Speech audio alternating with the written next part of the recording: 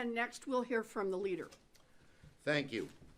Thank you very much. I thank Senators Warren and Wyden for leading this, and thank my colleagues, Senator Coons and Smith and Schatz, I'm missing it? Nope, from being here. Thank you. Look, Social Security has always been the third rail in American politics. You touch it, you get burnt. George W. Bush learned that the hard way. This Trump, Doge, Musk vote administration is in such a bubble, they don't understand it. They are so frothing at the mouth for tax cuts for the wealthy that they're willing to even touch Social Security. And they're not just touching it, they're trying to destroy it. They're trying to strangle it. When you shut off phone lines, when you close offices, when you increase wait times, 3 years for someone on disability to get Social Security, make no mistake about it, they're trying to strangle Social Security so it has no more life in it. That's their goal. It's incredible. I mean, we're incredulous. We never thought, as harsh and right-wing as a Republican administration is, that they would actually try to kill Social Security, and they are doing that by strangling it, by doing all the things that have been mentioned here. And there's an outcry everywhere in the country. White Plains, they shut the office. 200,000 people use that office. Elmira, Chemung County, a Republican county, they shut that office. Now there's huge pressure from the local Republican congressman to try and open it up again. Who knows what will happen? So it's amazing what they're trying to do. And their callousness, their in the bubbleness, if that's a word, or adjective, is incredible. I could not believe that the Secretary of Commerce said his mother-in-law wouldn't miss a check. It was incredible. Raise your hand here if you have a mother-in-law who has a billionaire son-in-law. They're the only ones with this. And, you know, Musk is often the truth teller here. He's so arrogant, he doesn't care, and he says our job is to kill it. That's what he said.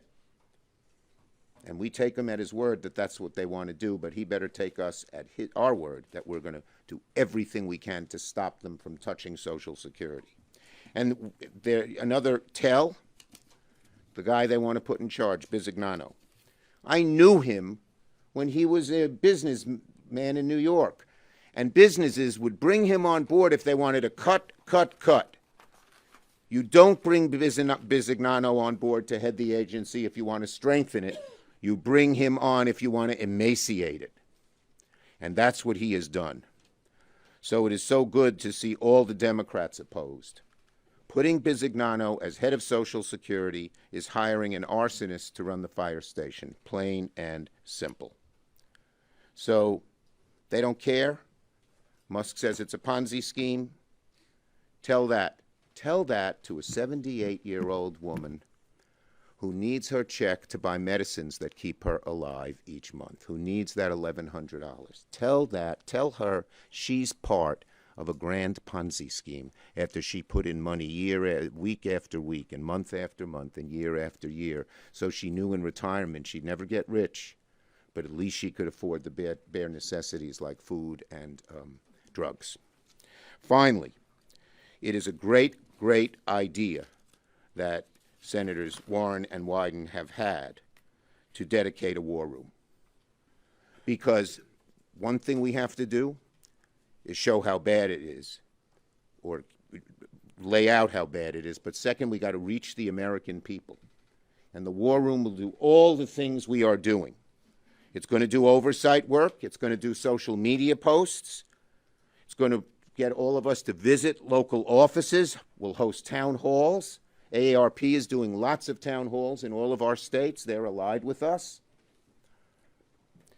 And we'll be calling on our Republican colleagues to wake up.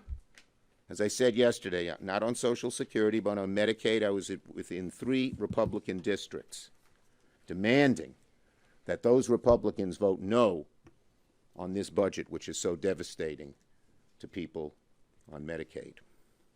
And we're all doing that as well. And that's why they're reeling. That's why they're having trouble putting together a budget. reconciliation budget? Because the American people are catching on to how bad, how terrible this administration is for them, and the War Room will make sure on Social Security people know that very, very well. I thank my colleagues. And Senator Kelly is here, too. Thank you.